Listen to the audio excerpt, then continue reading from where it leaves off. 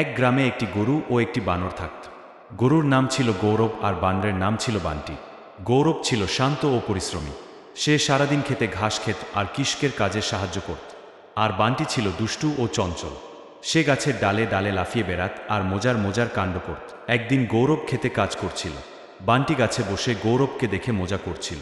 হঠাৎ সে গৌরবকে বলল, তুই সারাদিন শুধু কাজ করিস। গৌরব হাসল আর বলল, কাজ করা আমার দায়িত্ব। এটা করলে কৃষক আমাকে খেতে দেয়, যত্ন নেয়। বান্টি হেসে বলল, দায়িত্ব? আমি কখনো দায়িত্ব নিই না। আমি তো শুধু মজা করি।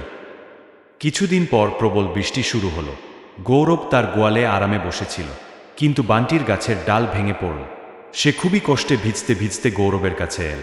গৌরব তাকে বলল, দেখ বান্টি, শুধু মজা করলে চলবে না।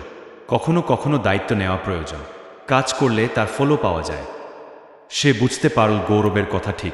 এরপর থেকে বান্টি শুধু মজা করাই নয়, দায়িত্ব পালন করাও শিখল। আর গৌরব আর বান্টি ভালো বন্ধু।